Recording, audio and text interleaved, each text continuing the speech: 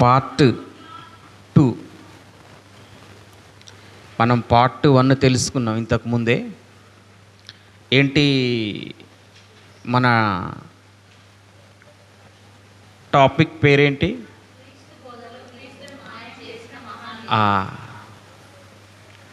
క్రీస్తు బోధలో క్రీస్తునే మాయం చేసిన మహనీయులు.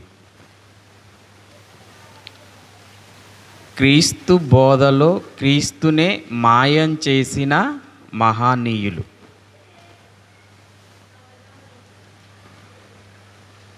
పార్ట్ 1 అయిపోయింది. అందులో మనం ఒక 4 భాగాలు తెలుసుకున్నట్టుంది.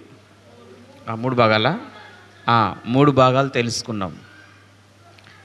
ఇలాగ మనకు కొన్ని ఎపిసోడ్ వైజ్గా పోతుంటుందని చెప్పాను కదా, పోతుంటుంది. ఇంకా పార్ట్ 3 ఉంటుంది, పార్ట్ 4 కూడా ఉంటుంది, పార్ట్ 5 కూడా ఉండొచ్చు. అంటే ఇది బేస్ ఏంటి? మనకి 4 సువార్తలు.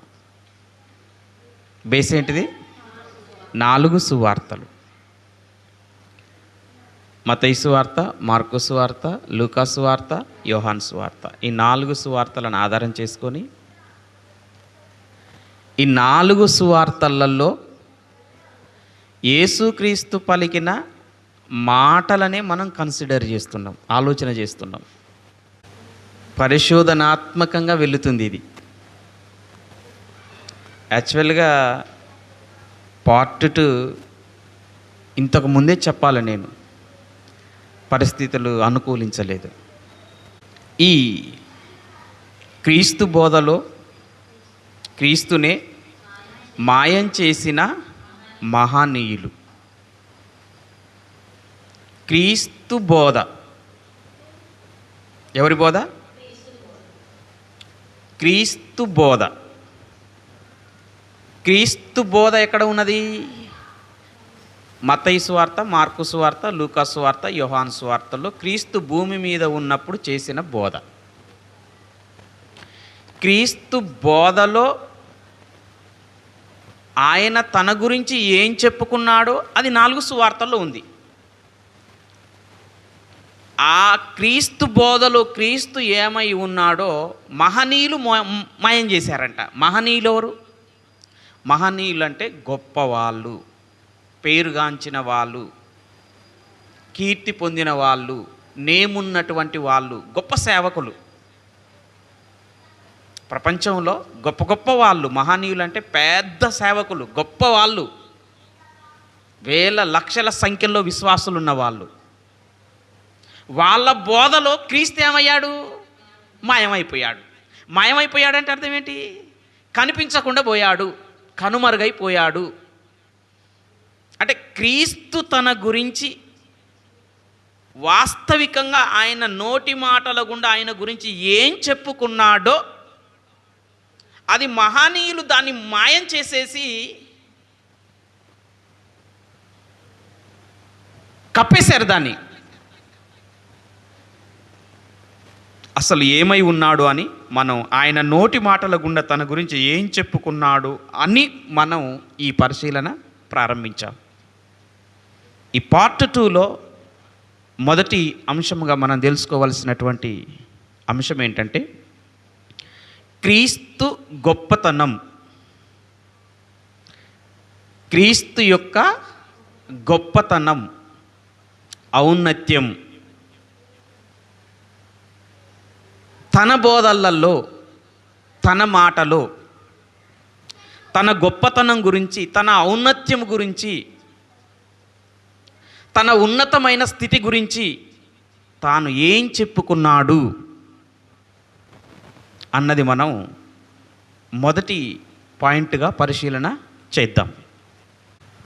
మత్తయి సువార్త 11వ అధ్యాయం 10వ వచనం, 11వ వచనం మనం ఆలోచన చేస్తే ఇక్కడ ఏముందంటే, ఇదిగో నేను నా దూతను నీకు ముందుగా పంపుచున్నాను, అతడు నీ ముందర నీ మార్గమును సిద్ధపరచును అని ఎవని గూర్చి వ్రాయబడేనో అతడే ఈ యోహాన్. స్త్రీలు కనిన వారిలో బాప్తీసమిచ్చు యోహాను కంటే గొప్పవాడు పుట్టలేదని నిశ్చయముగా మీతో చెప్పుచున్నాను. ఎవరు మాట్లాడుతున్న మాట ఇది? యేసుక్రీస్తు మాట్లాడుతున్న మాట. ఎవరి గురించి మాట్లాడుతున్నాడు ఈ మాటని? బాప్తీసమిచ్చు యోహాను గురించి మాట్లాడుతున్నాడు. బాప్తీసమిచ్చు యోహాను గురించి యేసుక్రీస్తు ప్రభువారు ఏమని మాట్లాడుతున్నాడు? ఆయన గొప్పతనం గురించి. ఎవరి గొప్పతనం గురించి? బాప్తీసమిచ్చు యోహాను ఎంత గొప్పవాడో, బాప్తీసమిచ్చు యోహాను యొక్క గొప్పతనం గురించి యేసుక్రీస్తు ప్రభువారు ఇక్కడ మాట్లాడుతూ ఉన్నాడు. ఏమని? స్త్రీలు కనిన వారిలో, అంటే జీవము గల్ల ప్రతివానికి తల్లి ఎవరు? అవ్వ. అవ్వ కానించి మొదలు పెట్టుకుంటే ఇప్పటి వరకు, రాబోయే దినముల వరకు స్త్రీలు కనిన వారిలో ఎవరు గొప్పవాడంట? యోహాను గొప్పవాడంట. ఎవరంటున్నారు? యేసుక్రీస్తు అంటున్నాడు. మరి యోహాను ఏమంటున్నాడు? ఆ గొప్పవాడు యేసుక్రీస్తు గురించి ఏమంటున్నాడు? యోహాను సువార్త 1వ అధ్యాయము 27వ వచనాన్ని మనం ఆలోచన చేస్తే, యోహాను సువార్త 1వ అధ్యాయము 27వ వచనం. యోహాను, నేను నీళ్ళల్లో బాప్తీసం ఇచ్చుచున్నాను గాని నా వెనక వచ్చువాడు ఎక్కడున్నాడంట? మీరాయనను ఎరగరు, ఆయన చెప్పుల వారును విప్పుటకు నేను. ఎవరు మాట్లాడుతున్న మాట? యేసుక్రీస్తు ప్రభువారు ఎవరి గురించైతే గొప్పగా చెప్పాడో ఆ గొప్పవాడు చెప్తున్న మాట ఏంటంటే, యేసు ప్రభు చెప్పుల వారును విప్పుటకు. అంటే యేసుక్రీస్తు ప్రభువారు అంత గొప్పవాడా? ఎస్. మరి యోహాను అంత గొప్పవాడైన అయితే ఆ యోహానే యేసుక్రీస్తు గురించి ఏమంటున్నాడు? ఆయన చెప్పుల వారును విప్పుటకు యోగ్యుడను కాను. అంటే మరి క్రీస్తు ఎంత గొప్పవాడు? ఇక్కడ మీకు ఒక పాయింట్ ఉంటుంది. నేను నెక్స్ట్ పార్ట్ 3లో దాన్ని నేను రిపీట్ చేస్తాను. మరి యేసుక్రీస్తు ప్రభువారు ఎవరి సంతానం? గలతీయులకు రాసిన పత్రికలో ఉంటుంది. ఆయన స్త్రీ సంతానం. యేసుక్రీస్తు ఎవరి సంతానం? స్త్రీ సంతానం అని ఉంటుంది. స్త్రీలు కన్న వారిలో ఎవరు గొప్పవాడు? యోహాను గొప్పవాడు. మరి యేసుక్రీస్తు యోహాను కంటే తక్కువవాడా? ఈ పాయింట్ను మనం నెక్స్ట్ రాబోయే పాఠానికి లింక్ ఉంది, దాంట్లో చూద్దాం మనం. అంటే యేసుక్రీస్తు ప్రభువు ఎంత గొప్పవాడంటే, స్త్రీలు కనిన వారిలో బాప్తీసమిచ్చు యోహానంతటి గొప్పవాడు పుట్టలేదు. యేసు ప్రభు చెప్పిన మాట ఖచ్చితం. యోహాను చెప్పిన మాట కూడా ఖచ్చితం, నిశ్చయం. అర్థమైందా?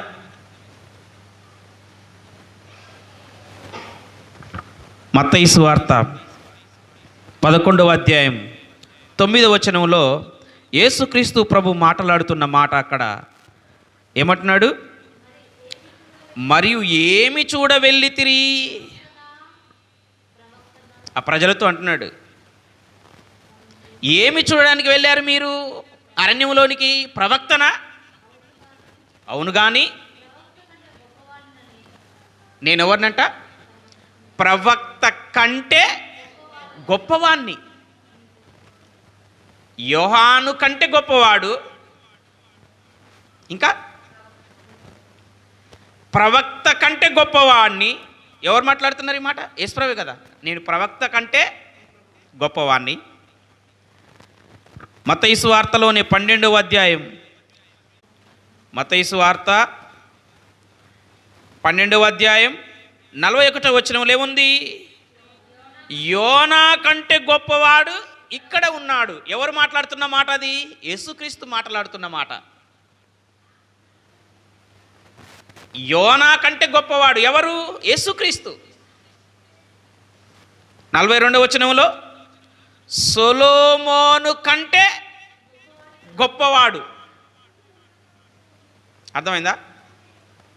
సొలొమోను అంతటి జ్ఞానవంతుడు ఇంకెవరు లేరు.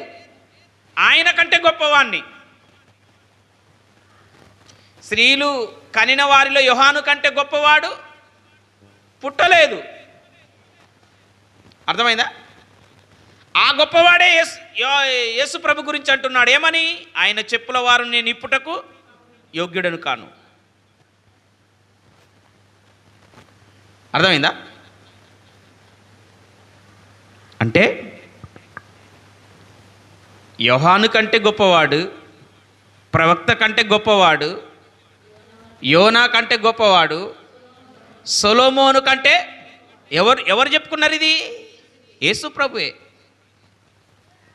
కానీ అందరికన్నా గొప్పవాడు ఎవరు?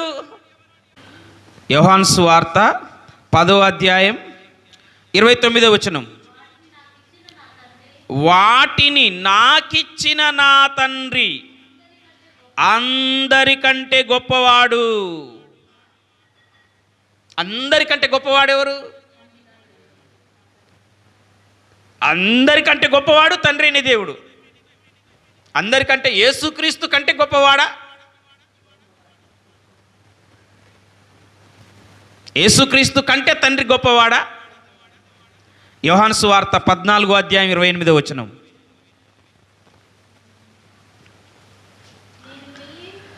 యోహాను సువార్త 14వ అధ్యాయం 28వ వచనం. నేను వెళ్ళి మీ వద్దకు వచ్చేదనని మీతో చెప్పిన మాట మీరు వింటిరి కదా. తండ్రి నాకంటే, ఎవరు మాట్లాడుతున్న మాట ఇది? తండ్రి నాకంటే గొప్పవాడు. ఎవరికంటే గొప్పవాడు? తండ్రి అంటే యేసుక్రీస్తు ప్రభువారే స్వయముగా మాట్లాడుతున్న మాట, లేకపోతే గ్రంథకర్త మాట్లాడుతున్న మాట, లేకపోతే వేరేవారు మాట్లాడుతున్న మాట? ఇది యేసుక్రీస్తు ప్రభువారే మాట్లాడుతున్న మాట. నా తండ్రి నాకంటే గొప్పవాడు. నా తండ్రి గొప్పవాడు, నాకంటే గొప్పవాడు. యోహాను సువార్త 13వ అధ్యాయం 16వ వచనం. యోహాను సువార్త 13వ అధ్యాయం 16వ వచనం. దాసుడు తన యజమానుని కంటే గొప్పవాడు కాడు, పంపబడినవాడు తను పంపిన వాని కంటే గొప్పవాడు కాడని మీతో నిశ్చయముగా. ఏందంట? పంపబడినవాడు. పంపబడింది ఎవరు? యేసుక్రీస్తు. నా అంతటా నేను రాలేదు, నన్ను తండ్రి పంపిస్తే నేను వచ్చాను. నన్ను పంపిన తండ్రి నేను ఎరుగుదును. నేను తండ్రి యొద్ద నుండి వచ్చాను, తండ్రి నన్ను పంపించాడు. పంపినవాడు ఎవరు? తండ్రి. పంపబడిన వ్యక్తి కుమారుడు. యేసుక్రీస్తు అంటున్నాడు, నన్ను పంపినవాడు నాకంటే గొప్పవాడు. యోహాను సువార్త 7వ అధ్యాయం 28, 29వ వచనంలో ఒక మాట ఉంటుంది అక్కడ. యోహాను సువార్త 7వ అధ్యాయం 28, 29 వచనాల్లో నేను పంపబడిన వాడను. యేసుప్రభు మాట్లాడుతున్న మాట ఏంటి అక్కడ? నేను పంపబడిన వాడను. ఎవరి చేత? తండ్రి చేత నేను పంపబడిన వాడను అంటున్నాడా? నేను పంపబడిన వాడను అంటే యేసుక్రీస్తు స్వయముగా తన నోటి మాటతో తాను ఏమని చెప్పుకుంటున్నాడు అంటే, ఇప్పుడు అందరితో నేను గొప్పవాణ్ణి అని చెప్పుకున్నాడు. ప్రవక్త కంటే నేను గొప్పవాణ్ణి, యోనా కంటే గొప్పవాణ్ణి, సొలొమోను కంటే గొప్పవాణ్ణి, బాప్తీసం ఇచ్చి యోహాను స్త్రీలు కనిన వాళ్ళలో గొప్పవాడంటే మళ్ళీ ఆయనే అంటున్నాడు ఈయన గురించి, ఆయన చెప్పులు విప్పుటకు యోగ్యుడని కాదు. మరి ఈయనెంత గొప్పవాడు? ఈ గొప్పవాడే మరలా ఏమంటున్నాడు? తండ్రి నాకంటే గొప్పవాడు అని అంటున్నాడు. అంటున్నాడా అనట్లేడా? యేసుప్రభు అనే మాట కదా ఇది. తండ్రి నాకంటే గొప్పవాడు అంటే క్రీస్తు తనకు తాను చెప్తున్న మాట ఏంటంటే తండ్రి నాకంటే గొప్పవాడు. తండ్రిని గణపరుస్తున్నాడు ఎవరు? క్రీస్తు. తండ్రికి లోబడుతున్నాడు ఎవరు? క్రీస్తు. ఇంకో మాటను చూసుకుందాం. క్రీస్తు తన మీద అధికారం ఎవరికి ఉందని చెప్పుకున్నాడు తన బోధల్లో, తన మాటల్లో?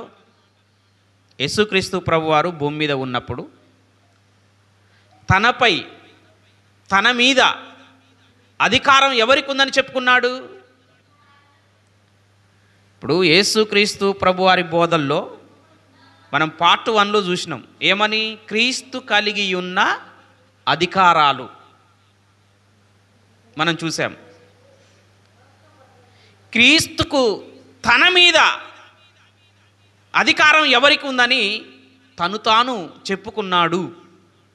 ఒకసారి మనం మత్తయి సువార్త 11వ అధ్యాయం 27వ వచనంలోనికి వెళితే 2వ పాయింట్ ఇది. ఏంటిది 2వ పాయింట్? క్రీస్తు తన మీద అధికారం ఎవరికి ఉన్నదని తను తాను చెప్పుకున్నాడు. ఇది 2వ పాయింట్. పాయింట్ బి, క్రీస్తు తన మీద అధికారం ఎవరికి ఉన్నదని చెప్పుకున్నాడు తన బోధలో. మత్తయి సువార్త 11వ అధ్యాయం 27వ వచనంలో మనం ఆలోచన చేస్తే, సమస్తము నా తండ్రి చేత నాకు అప్పగింపబడి ఉన్నది. సమస్తము అంటే సృష్టి అంతా కూడా సమస్తము నా తండ్రి చేత నాకు అప్పగింపబడి ఉన్నది. అందుకే యేసుక్రీస్తు ప్రభువారు భూమి మీద ఉన్నప్పుడు గాలిని, సముద్రమును గద్దించగా ప్రకృతి ఏమైంది? నిమ్మలించింది. ఊరుకుండుము అని, నిశ్శబ్దముగా ఉండుమని ఆయన గద్దించగా గాలి, సముద్రము మిక్కిలి నిమ్మలమాయెను. అంటే ఈ ప్రకృతి అంతా, ఈ సమస్తమంతా ఎవరి ఆధీనంలో ఉంది? యేసుక్రీస్తు ఆధీనంలో ఉన్నది. ఎవరు అప్పగించారు సమస్తాన్ని? తండ్రి అప్పగించాడు. అందుకే శిష్యులు అన్నారు, ఈయన ఎవరో గాలియు సముద్రం ఈయనకి లోబడుచున్నవి. ఎవరు లోబరిచారు? తండ్రి లోబరిచారు. అందుకే ప్రకృతి, సృష్టి క్రీస్తుకు లోబడుతుంది. యోహాను సువార్త 17వ అధ్యాయం 2వ వచనం.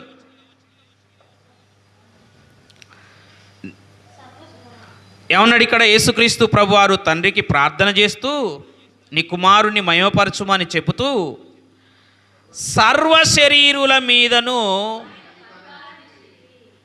నీవు నీ కుమారునికి అధికారం ఇచ్చితివి. ఎవరు మాట్లాడుతున్న మాట? యేసుక్రీస్తు మాట్లాడుతున్న మాట. తండ్రి సర్వ శరీరుల మీద,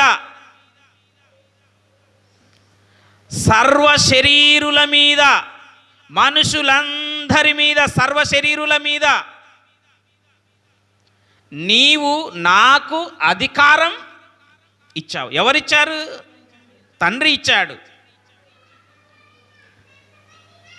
సర్వ శరీరుల మీద నాకు అధికారం ఇచ్చావు తండ్రి అని చెబుతూ తన గురించి ఏమని చెప్తున్నాడు? పిలాతుతో మాట్లాడుతున్నప్పుడు ఒక మంచి మాట యేసు ప్రభువారు మాట్లాడుతున్నాడు. యోహాను సువార్త 19వ అధ్యాయం 10-11 వచనాలను మనం ఆలోచన చేస్తే అక్కడ యేసుక్రీస్తు ప్రభువారు మాట్లాడుతున్న మాట ఏమని? పిలాతు అక్కడ అడిగాడు, ఏమని? నాకు అధికారం ఉంది, నిన్ను విడిపించడానికి, సిలువ వేయడానికి నాకేముంది? అధికారం ఉంది. ఎవరు మాట్లాడుతున్నారన్నమాట? పిలాతు. నీ మీద నాకు అధికారం ఉంది అని పిలాతు మాట్లాడితే యేసుక్రీస్తు ప్రభువారు ఏమంటున్నారు? పైనుండి నీకు ఇయ్యబడి ఉంటేనే తప్ప నా మీద నీకు ఏ అధికారము. చూసావా? పిలాతు, నీ మీద నాకు అధికారం ఉంది, నిన్ను సిలువ వేయగలను, తప్పించగలను, నాకు అధికారం ఉంది, నీ మీద నాకు అధికారం ఉంది. ఎవరంటున్నారు? పిలాతు అంటున్నాడు. యేసుప్రభు అంటున్నాడు, నా మీద అధికారం ఎవరికి ఉందంటే నీకు లేదు నాయనా. ఎవరికి ఉంది? పైన ఉన్న తండ్రికి నా మీద అధికారం ఉన్నది. అంటే క్రీస్తు ఏమంటున్నాడు? నా మీద అధికారం ఎవరికి ఉందంటున్నాడు? సమస్తం మీద అధికారం ఉంది, సర్వశరీరుల మీద అధికారం ఉంది. మరి ఈయన మీద అధికారం ఎవరికి ఉంది? తండ్రికి ఉందంట. అయితే మరి దీనికి ఏమంటారో తెలుసా? అప్పుడు యేసుక్రీస్తు ప్రభువారు శరీరంతో ఉన్నాడు కాబట్టి, శరీరంలో ఉన్నాడు కాబట్టి, రక్తమాంసాలు కలిగి ఉన్నాడు కాబట్టి, అప్పుడు మాటలాడుతున్న మాట, అప్పుడు ఆయన శరీరం పైన అధికారం తండ్రికే ఉంది. ఆయన రక్తమాంసాలు కలిగిన వాడుగా భూమి మీద ఉన్నాడు కాబట్టి ఆ మాట అంటున్నాడు. మరి రక్తమాంసాలు కలిగినటువంటి దేహాన్ని విడిచిపెట్టిన తర్వాతకి, జస్ట్ మనం పరిశుద్ధాత్మ బోధలో ఒక వచనాన్ని చూస్తే అంతెందుకు, ఇక్కడికి వెళ్దాం. మత్తయి సువార్త 28వ అధ్యాయం 18వ వచనంలో ఏమన్నాడో తెలుసా? సిలువలో మరణించి సమాధి చేయబడి పునరుత్థానుడైన తర్వాతకి పరలోకానికి వెళ్ళే ముందు ఏమన్నాడో తెలుసా? పరలోకం మందును భూమి మీదను, పరలోకమందును నాకు సర్వాధికారం. అర్థమైందా? పరలోకమందును భూమి మీదను నాకు సర్వాధికారం ఇయ్యబడి ఉన్నది. భూమి మీద ఎవరి మీద? సర్వశరీరుల మీద. పరలోకంలో ఎవరి మీద? పేతురు రాసిన పత్రికలో అంటాడు, మొదటి పత్రిక 3వ అధ్యాయం 22వ వచనంలో అంటాడు. అక్కడ పరిశుద్ధాత్మ బోధలో పరిశుద్ధాత్ముడు చెప్తున్నాడు, ఎవరి మీద? పరలోకంలో దేవదూతల మీద, అధికారుల మీద, శక్తుల మీద అధికారం పొందిన వాడై. అధికారం పొందాడు. ఎవరి దగ్గర? ఎక్కడ? పరలోకంలో. మరి అప్పుడు యేసుప్రభుకి రక్తమాంసాలు ఉన్నాయా? యేసుప్రభు పరలోకానికి పోయినాక రక్తమాంసాలు ఉన్నాయా? లేవు. ఇక్కడంటే నా పైన తండ్రికి అధికారం ఉన్నది అంటే దీన్ని ఏమంటారంటే, యేసుక్రీస్తు ప్రభు వారు శరీరంతో ఉన్నాడు కాబట్టి ఆ మాట అన్నాడండి. ఆ శరీరం మీద తండ్రికి అధికారం ఉంది కాబట్టి ఆ మాట అన్నాడు అని అంటారు. కానీ శరీరాన్ని, రక్తమాంసాలు కలిగిన దేహాన్ని విడిచిపెట్టిన తర్వాతకి, మహిమాదేహంగా ధరించుకున్న తర్వాతకి, పరలోకానికి పోయినాక ఏమంటున్నాడు ఈ మాట? పరలోకంలో మహిమలో ఉన్నప్పటికీ కూడా ఆయన దేవదూతల మీద, శక్తుల మీద, అధికారుల మీద అధికారము పొందినవాడ. ఎవరిచ్చారు అధికారాన్ని?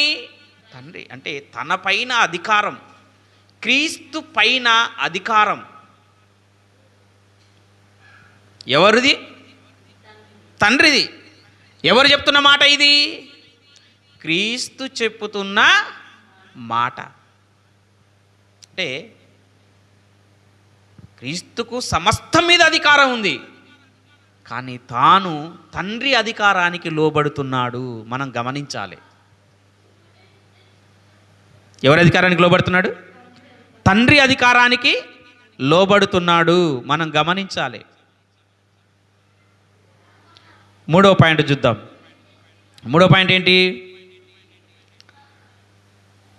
3వ పాయింట్ ఏంటంటే, క్రీస్తు వశములో లేనివి.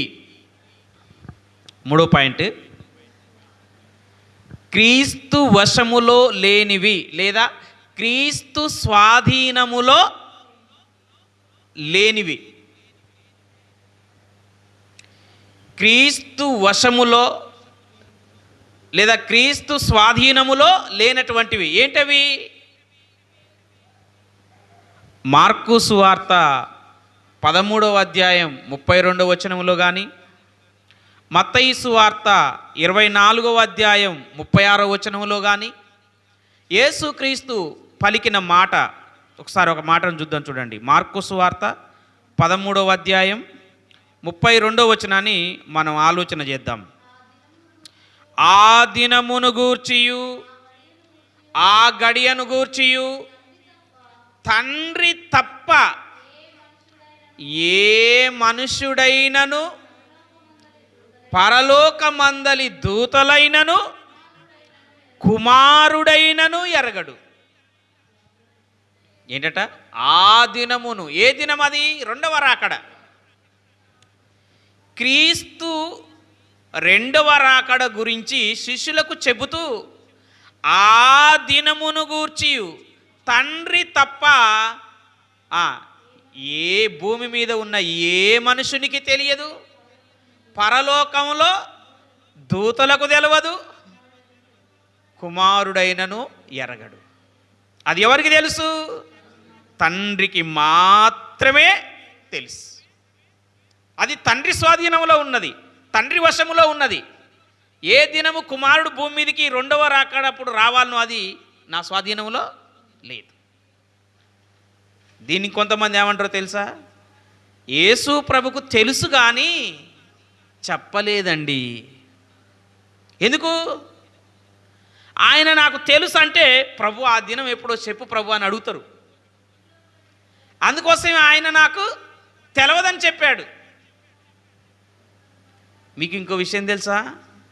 ఏంటంటే జకర్యా గ్రంథం 14వ అధ్యాయం 7వ వచనంలో ఆ దినం ప్రవక్తల ప్రవచనంలో ఉన్నది. అది యెహోవాకు మాత్రమే తెలిసిన దినమని జకర్యా ప్రవక్త చెప్పాడు కదా. ఒకవేళ తెలుసు అంటే ఆ ప్రవక్త వచనాన్ని కొట్టేసినట్టే కదా. అందుకోసమే ఆ ప్రవక్త జకర్యా గ్రంథంలో వ్రాయబడిన ఆ వచనానికి లోబడి ఉండాలి. కాబట్టి యేసుక్రీస్తు ఏమన్నాడు? నాకు తెలవదన్నాడు. అవునా? నీకెప్పుడు చెప్పాడు యేసుప్రభు ఈ మాట? ప్రత్యేకంగా బైబిల్లో కాకుండా జకర్యా గ్రంథంలో ఉన్న వచనానికి కట్టుబడి నాకు తెలవదన్నాడంట యేసుప్రభు. యేసుప్రభు మత్తయి సువార్త 5వ అధ్యాయం 37వ వచనంలో ఏమంటాడో తెలుసా? మీ మాట అవునంటే అవును. యేసు ప్రభుకి సెల్ఫ్ కౌంటర్ అయిపోతుంది ఇది. ఇప్పుడు యేసు ప్రభు తెలిసి కూడా నాకు తెలియదు అంటే ఆయన మాట ఆయనకి ఏమైపోతుంది? మీరు అవునంటే అవుననాలి, తెలుసు అంటే తెలుసు అని చెప్పాలి, తెలవకపోతే తెలవదని చెప్పాలి. యేసు ప్రభుకు తెలుసు అంట, అయినా తెలియదు అని చెప్పాడంట. ఇంకో ఇలాంటి బోధ ఉంది. అర్థమైందా? ఇంకో మాటను చూడండి. సరే, యేసుక్రీస్తు ప్రభువారు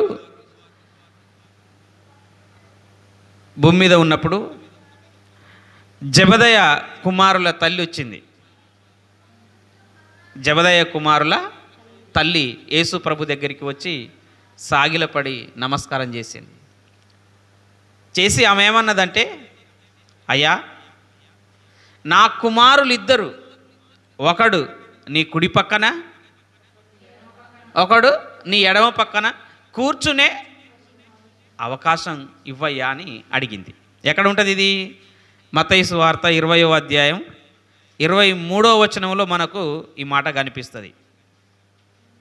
చూడండి ఒకసారి. మత్తయి సువార్త 20వ అధ్యాయం, మత్తయి సువార్త 20వ అధ్యాయం 23వ వచనంలో జెబెదయి కుమారుల తల్లి యేసు ప్రభు దగ్గరికి వచ్చి నమస్కారం చేసింది. అప్పుడు యేసు ప్రభు ఆమెను అడిగాడు, నీవేమి కోరుచున్నావమ్మా అని అడిగాడు. అప్పుడు ఆమె ఏమన్నది? ప్రభువా, నీ రాజ్యమందు నా ఇద్దరి కుమారులలో ఒకడు నీ కుడివైపు, ఇంకొకడు ఎడమవైపు ఉండే అవకాశాన్ని నీవు ప్రభువా అని అడిగింది. అప్పుడు యేసుప్రభు వారు ఏమన్నారు?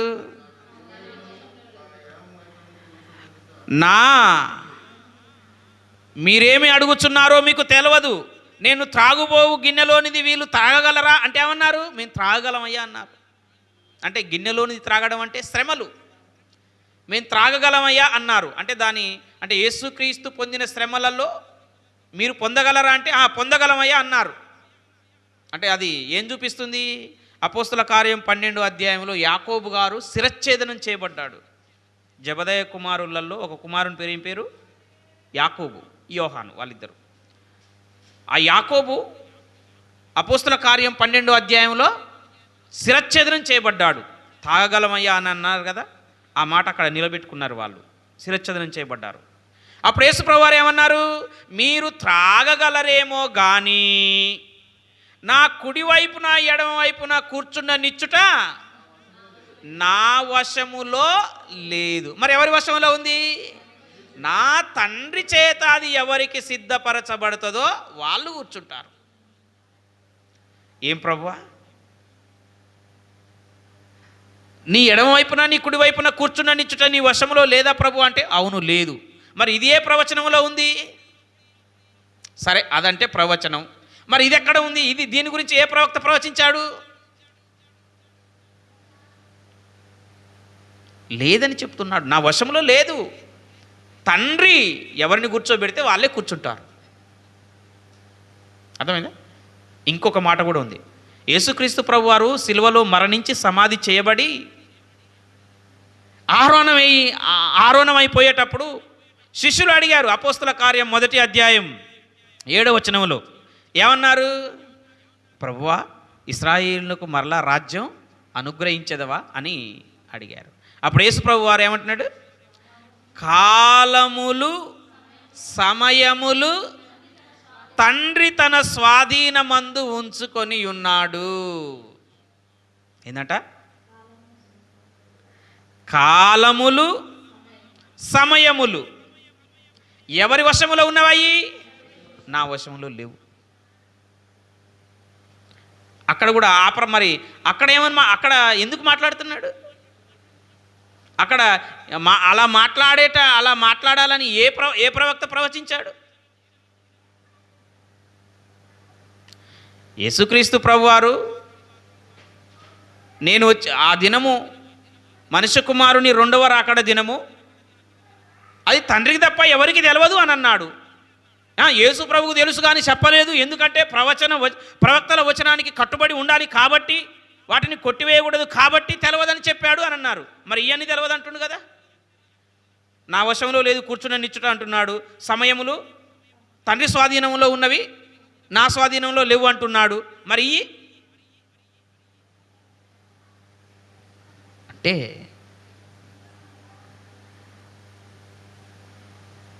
యోహాను సువార్త 5వ అధ్యాయం 30వ వచనంలో యేసు ప్రభువారు అంటారు ఏమని?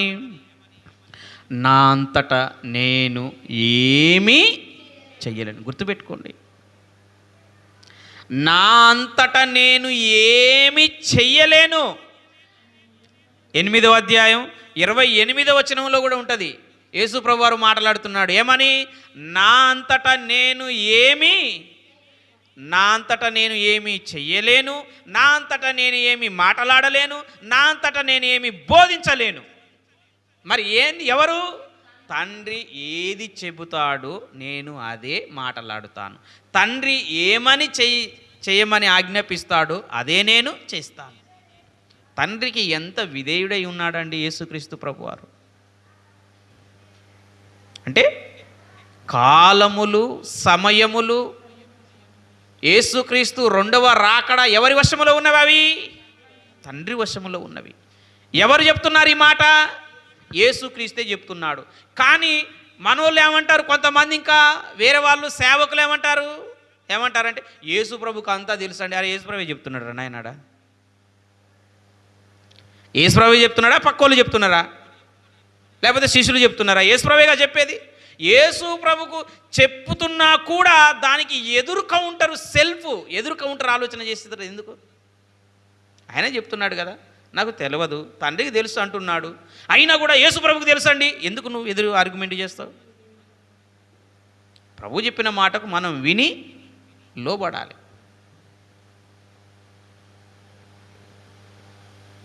నాకు తెలియదు అంటున్నా కూడా ప్రభు నీకు తెలుసు ప్రభా, ప్రభు నీకు తెలుసు ప్రభా, ఏందది?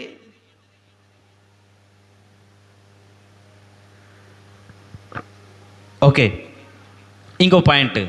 ఎన్ని పాయింట్ ఇది? 4th point. ఎన్ని పాయింట్ ఇది? 4th point.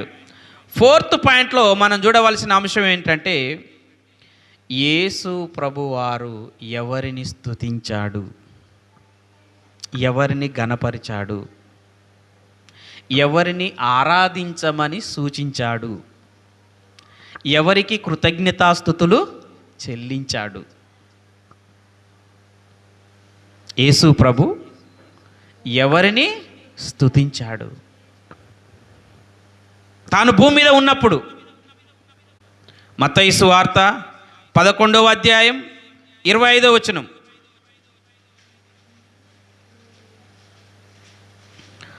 మత్తయి సువార్త 11వ అధ్యాయం 25వ వచనం. ఆ సమయమున యేసు చెప్పినదేమనగా, తండ్రి, ఏమంటున్నాడు? తండ్రి, ఆకాశమునకును భూమికిని ప్రభువా, నీవు జ్ఞానులకును వివేకులకును ఈ సంగతులను మరుగు చేసి పసిబాలురకు బయలుపరిచినావని నిన్ను స్తుతించుచున్నాను. నిన్ను ఎవరు? కీర్తనలో ఉన్నటువంటి మాటను ఇక్కడ చెప్పాడు. చెప్పి మరలా ఏమంటున్నాడు? నేను నిన్ను స్తుతిస్తున్నాను. నేను నిన్ను, ఎవరిని? తండ్రిని. తండ్రి, నేను నిన్ను స్తుతిస్తున్నాను. యేసుప్రభే కదా అనేది. యేసుప్రభు మాట్లాడిన మాటే కదా. కీర్తన గ్రంథంలో వ్రాయబడిన మాటను ఇక్కడ చెబుతూ, చెప్పడమే కాకుండా నేను నిన్ను స్తుతిస్తున్నాను. యోహాను సువార్తలోనే, యోహాను సువార్త 11వ అధ్యాయం 41వ వచనం. ఇక్కడ యేసు క్రీస్తు ప్రభువారు ఎవరి సమాధి దగ్గరికి వచ్చాడు? లాజరు సమాధి దగ్గరికి వచ్చాడు. లాజరు సమాధి దగ్గరికి వచ్చి ఏమని ప్రార్థిస్తున్నాడు, మనవి చేస్తున్నాడు? 41వ వచనంలో యేసు కన్నులు పైకెత్తి, తండ్రి, నీవు నా మనవి వినినందున నీకు కృతజ్ఞతాస్తుతులు చెల్లించుచున్నాను. ఏం చెల్లిస్తున్నాడు? ఎవరు? యేసుక్రీస్తు ప్రభువారు. ఎవరికి చెల్లిస్తున్నాడు? తండ్రి, నీకు కృతజ్ఞతాస్తుతులు చెల్లించుచున్నాను. తండ్రికి కృతజ్ఞతాస్తుతులు చెల్లిస్తున్నాడు, తండ్రిని స్తుతిస్తూ ఉన్నాడు.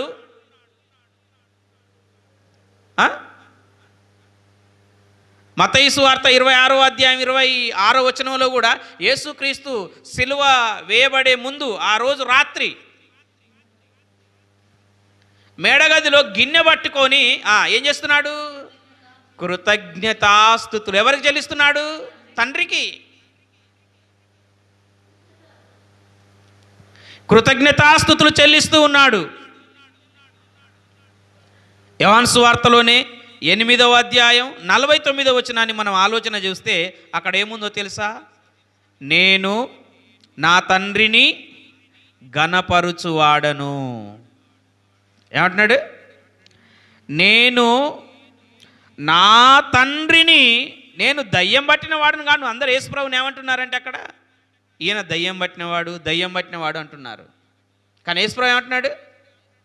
నేను దయ్యము పట్టిన వాడను కాను, నేను నా తండ్రిని ఘనపరుచువాడను, మీరు నన్ను అవమానపరుచుచున్నారు. అంటే ఎవరిని ఘనపరుస్తున్నాడు? తండ్రిని ఘనపరుస్తూ ఉన్నాడు.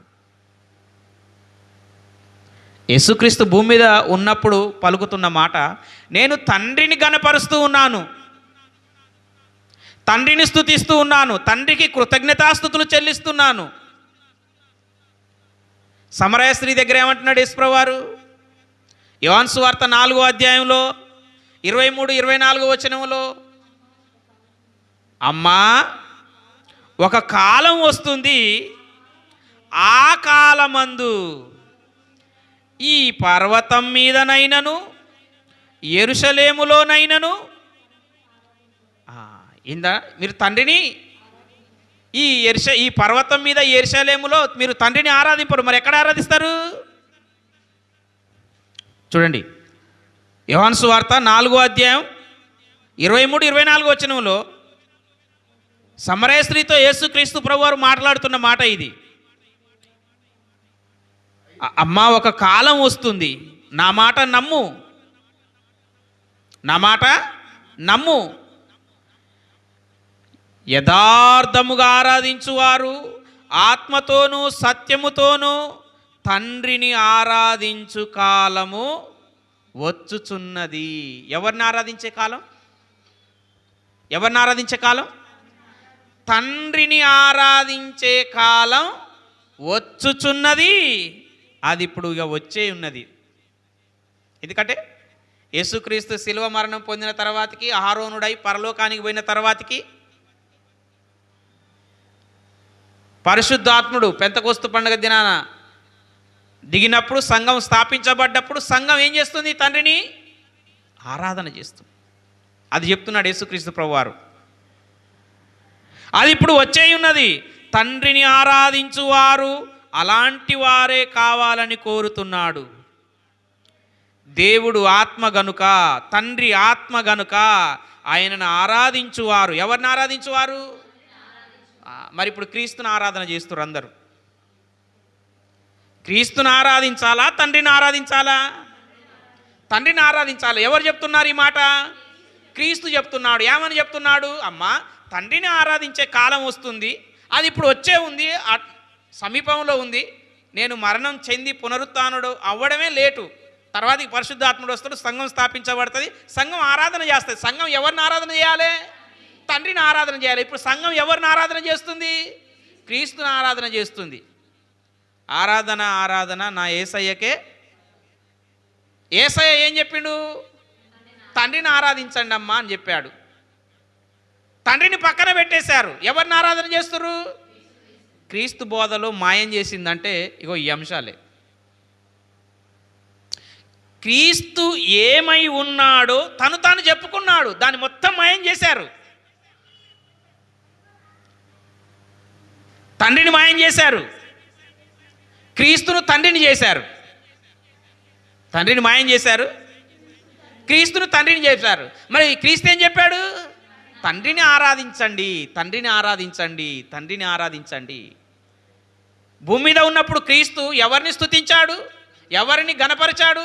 ఎవరికి కృతజ్ఞతాస్తుతులు చెల్లించాడు? ఎవరిని వేడుకున్నాడు? ఎవరికి ప్రార్థన చేశాడు? ఎవరిని ఆరాధించమని చెప్తున్నాడు? ఎవరైనా చేస్తున్నారా ఇవన్నీ? యేసయ్యా నీకే కృతజ్ఞతాస్తుతులు స్తోత్రాలు, యేసయ్యా నీకే స్తుతి కలుగునుగాక, యేసయ్యా నీకే మహిమ కలుగునుగాక. యేసయ్యే తండ్రిని స్తుతించిండు, తండ్రికి కృతజ్ఞతాస్తుతులు తెలియజేసిండు, తండ్రిని గణపరిచిండు. నువ్వు తండ్రిని పక్కన పెట్టి యేసయ్యే ఆరాధన చేస్తే మరి యేసయ్య చెప్పిండు. ఏమని చెప్పిండు యేసయ్య? అమ్మ తండ్రిని ఆరాధించు తల్లి అని యేసు ప్రభు చెప్పాడు. సంఘాలన్నీ ఇప్పుడు ఎవరు ఆరాధన చేస్తున్నాయి? లక్షల మంది విశ్వాసులు ఉన్న సంఘాలు, వేల మంది ఉన్న విశ్వాసులున్న సంఘాలు ఎవరిని ఆరాధన చేస్తున్నాయి? యేసుక్రీస్తుని ఆరాధన చేస్తున్నాయి. యేసుక్రీస్తు ఏం చెప్పాడు? తండ్రిని ఆరాధించమని చెప్పాడు. యేసుక్రీస్తు మాట ఎవరైనా వింటున్నారా?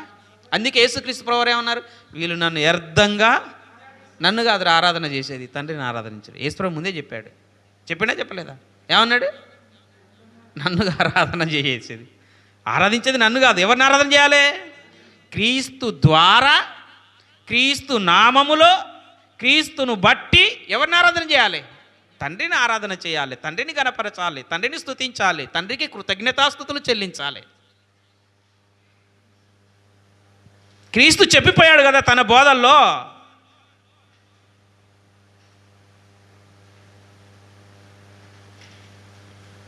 కానీ మాయం చేశారు. ఇది నేను చెప్పిన అంశాలన్నీ మాయమే చేశారు అందరూ. ఇంకా చాలా వస్తుంటవి. ఇంకొక పాయింట్ని మనం ఆలోచన చేద్దాం. ఇంకో పాయింట్ ఏం పాయింట్? క్రీస్తు తన జీవానికి, తన ఉనికికి మూలం ఎవరు అని చెప్పాడు. క్రీస్తు ఎన్నో పాయింట్ ఇది? 5వ పాయింట్. క్రీస్తు తన జీవమును గూర్చి ఏమని చెప్పుకున్నాడు? తన జీవము యొక్క ఉనికిని గూర్చి, జీవము యొక్క ప్రారంభమును గూర్చి యేసుక్రీస్తు తనను గురించి తాను ఏమని చెప్పుకున్నాడు? తన మాటల్లో, తన బోధలో ఏమని చెప్పుకున్నాడు? చూడండి, ఒకసారి మనం ఆలోచన చేద్దాం. యోహాను సువార్త 5వ అధ్యాయం 26వ వచనం. తండ్రి ఎలాగు తనంతట తానే జీవము గలవాడై ఉన్నాడో అలాగే కుమారుడును తనంతట తానే జీవము గలవాడై ఉండుటకు కుమారునికి తండ్రి అధికారం అనుగ్రహించెను. తండ్రికి జీవం ఎక్కడి నుండి వచ్చింది? ఎక్కడి నుండి రాలే. తండ్రి అయిన దేవునికి జీవం ఎవరన్నా ప్రసాదించారా? తండ్రి అయిన దేవునికి జీవం మరో దిక్కు నుండి ఎక్కడి నుండి అయినా వచ్చిందా? రాలే. తండ్రికి తనంతట తానే జీవము కలిగినవాడు. ఆయనకు మరొకరు జీవాన్ని ప్రసాదించలేదు. తండ్రి తనంతట తానే ఎలా స్వయం జీవుడుగా ఉన్నాడో, కుమారుడు కూడా తండ్రిలాగే స్వయం జీవం కలిగి ఉండడానికి తండ్రి ఏమిచ్చాడంట? అధికారం ఇచ్చాడు. తండ్రి ఎలాగా నిత్యుడో, తండ్రి ఎలాగా స్వయం జీవుడో, అలాగే తండ్రిలాగానే కుమారుడు. తండ్రిలాగానే కుమారుడు నిత్యుడు. ఎలాగా? తండ్రి అయిన దేవుడు ఆ అధికారాన్ని కుమారునికి ఇచ్చాడు. యోహాను సువార్తలోనే 6వ అధ్యాయం 57వ వచనాన్ని మనం ఆలోచన చేస్తే, జీవము గల తండ్రి నన్ను పంపెను గనుక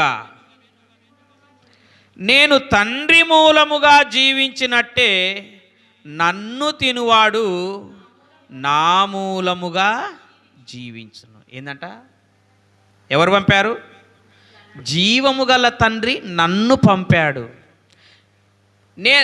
నా జీవానికి మూలం ఎవరు? తండ్రి. తండ్రి మూలముగా నేను ఏం చేస్తున్నాను? జీవించుతున్నాను. నన్ను తినేవాడు ఏ జీవం? ఈ జీవం శరీర జీవమా? నన్ను తినువాడు నా మూలంగా జీవించును అని యేసు ప్రభు చెప్పే జీవం ఏ జీవం? శరీర జీవమా? ఆత్మజీవం. నేను తండ్రి మూలముగా జీవిస్తూ ఉన్నాను, స్వయం జీవం కలిగి ఉన్నాను. నన్ను తినువాడు నా మూలముగా నిత్యము జీవించును, నిత్య జీవము కలిగి ఉండును. నిత్యము జీవించే జీవము కలిగి ఉండును. నా జీవానికి మూలము తండ్రి, మీ నిత్య జీవానికి మూలం నేను. అదే కదా యేసుప్రభు అక్కడ చెప్తున్నది. అదే కదా యేసుప్రభు అక్కడ చెప్తున్నది.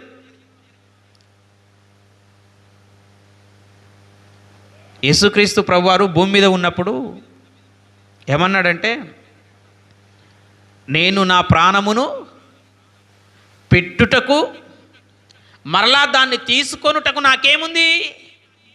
అధికారం ఉంది అని అంటాడు. ఎక్కడ? యోహాను సువార్త 10వ అధ్యాయం 18వ వచనంలో మాట్లాడుతూ, నేను ఎవ్వడూ నా ప్రాణము తీసుకొనడు, నా అంతటా నేనే నా ప్రాణాన్ని పెడుతున్నాను.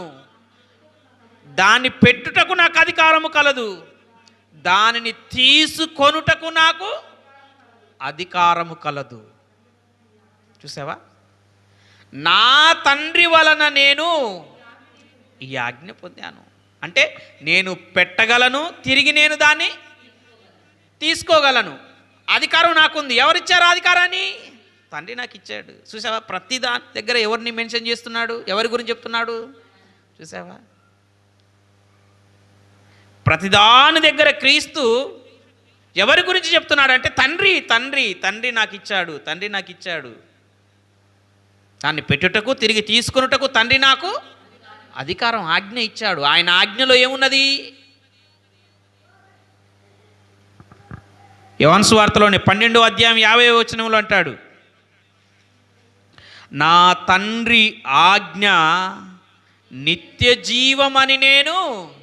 అది తండ్రి ఆజ్ఞలో, తండ్రి మాటలో ఏమున్నది? నిత్య జీవం ఉంది. అందుకనే సాతాన్ గాడు వచ్చి యేసు ప్రభుతో మాట్లాడతాడు. ఏమని? ఈ రాళ్లను రొట్టెలుగా చేసుకో అన్నాడు. అప్పుడు యేసుప్రభు వారు ఏమన్నారు? మనుషుడు రొట్టె వలనే బ్రతుకుడు కానీ దేవుని నోట నుండి వచ్చు ప్రతి మాట వలన. అంటే దేవుని మాటలో ఏమున్నది?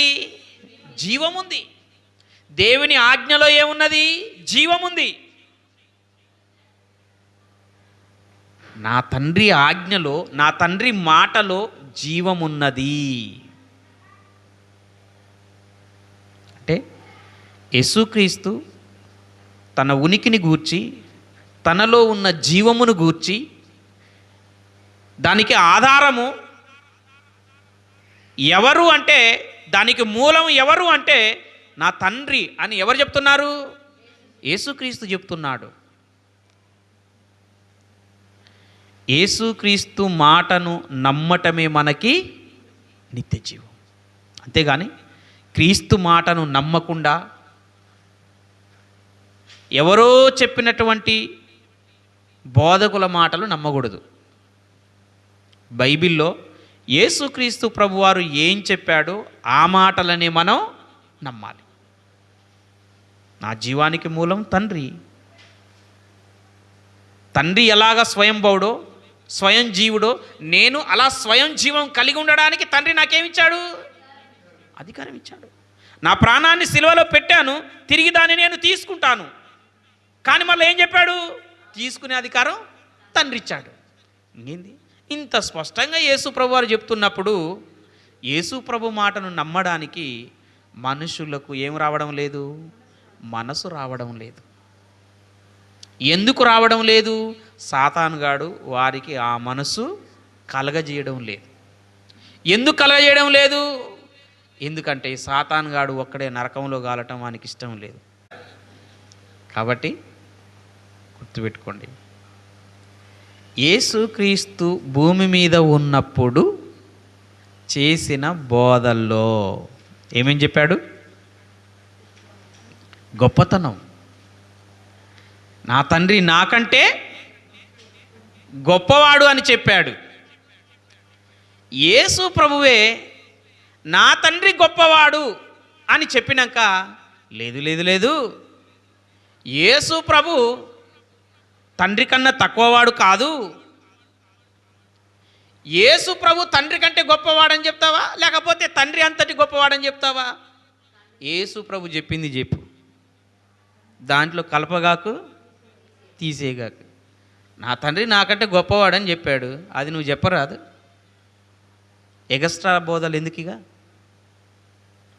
ఇంకేమన్నాడు? నా మీద ఎవరికి అధికారం ఉంది? నా తండ్రికి అధికారం ఉంది. అది భూమి మీద ఉన్నప్పుడైనా సరే, పరలోకంలో ఉన్నప్పుడైనా సరే. పిలాతు అన్నాడు ఏమని? నీ మీద నాకు అధికారం ఉంది, సిలువ వేయగలను, విడిపించగలను. నా తండ్రి నీకు అధికారం ఇస్తేనే తప్ప నా మీద నీకు ఎలాంటి అధికారం లేదు. అంటే క్రీస్తు స్వయముగా తండ్రి అధికారానికి లోబడుతున్నాడు కదా. క్రీస్తే తండ్రి అధికారానికి లోబడుతున్నాడు. నువ్వు లోబడడానికి ఏంటో నొప్పి. క్రీస్తు అధికారానికి లోబడడానికి ఎందుకు? లోబడాలి. క్రమం అది. తండ్రి క్రీస్తుకు లోబడ్డాడు, క్రీస్తుకు నువ్వు లోబడాలి. అది క్రమం, విధేయత, మాదిరి. ఇంకో పాయింట్ ఏంటి? క్రీస్తు వశములో లేనివి. యేసుప్రభు రెండవ రాకడ దినం నాకు తెలియదు అని అన్నాడు. ఆ మాటను నమ్మాలంతే. యేసుప్రభు తెలుసండి, తెలియదని చెప్పినాక తెలుసా నేను ఎట్లా ఎందుకు వాదిస్తావు? ఆయన నాకు తెలియదు అని అన్నాడు. లేదంటే యేసుప్రభు తెలుసండి, నీకు చెప్పిండా పర్సనల్గా? నాకు తెలుసు కానీ నేను ఉత్తిగానే తెలియదని చెప్పిన, నీకొక్కనికి సీక్రెట్గా తెలుసు అని చెప్తున్నా. బోధాలు ఎట్టున్నాయో తెలుసా? ఒక ఆయన అంటాడు యేసుప్రభు తెలుసు కానీ చెప్పలేదండి. ఒకవేళ చెప్పలేదనుకో, ఎందుకు చెప్పలేదంటే ప్రవక్తల వచనాలను కొట్టేసినట్టు అవుతుంది కదా. మరి అదంటే చదవలేదు. మరి జెబెదయి కుమారులకు నా వశంలో లేదు అని అన్నాడు, నా తండ్రి వశంలో ఉందన్నాడు. అదెక్కడ? అదే ప్రవక్త ప్రవచనం, అదే వచనంలో ఉంది పాత నిబంధనలో. కాలములు సమయములు తండ్రి నా స్వాధీనంలో లేవు అని చెప్పాడు. అరే క్రీస్తే లోబడుతుంటే నువ్వు లోబడడానికి ఏమవుతుందో. ఇంకో పాయింట్ ఏంటి? యేసు ప్రభువు స్తుతించిన, గణపరిచిన, కృతజ్ఞతాస్తుతులు చెల్లించిన, ఆరాధించాలని సూచించిన, ఎవరిని చూపించాడు? తండ్రిని చూపించాడు. ఈనాడు తండ్రిని పక్కన పెట్టి అంతా ఎవరు చేస్తున్నారు? క్రీస్తు చేస్తున్నారు. తప్పు కాదా? నేను చెప్పిన మాట ప్రకారంగా చేయకుండా నన్ను ప్రభు అని పిలుచుట ఎందుకు? నేను చెప్పాను కదా, ఆ మాట ప్రకారంగా చేయాలి కదా. లాస్ట్ పాయింట్ ఏంటి? యేసుక్రీస్తు జీవమునకు మూలం ఎవరని యేసు ప్రభువారు చెప్పుకున్నాడు? తండ్రి అని చెప్పాడు. నా జీవానికి మూలం తండ్రి అధికారం ఇచ్చాడు. తండ్రి నాకు ఆజ్ఞ ఇచ్చాడు. ఆయన ఆజ్ఞ నిత్య జీవం, ఆయన మాటే జీవం అని చెప్పాడు. ఇక యేసు ప్రభు చెప్పినాక నువ్వు నమ్మలేదు అంటే నీ కర్మ అది. అంతే కదా? అంతేనా కదా? కాబట్టి ఇన్ని విషయాలు మనం తెలుసుకున్నాం. పార్ట్ 3 ఉంటుంది. పార్ట్ 3లో కూడా ఇంకొన్ని విషయాలు ఉన్నవి. యేసు ప్రభు తన గురించి ఇంకా చెప్పుకున్న విషయాలు ఉన్నవి. వాటిని పార్ట్ 3లో తెలుసుకుందాం. ప్రార్థన చేసుకుందాం.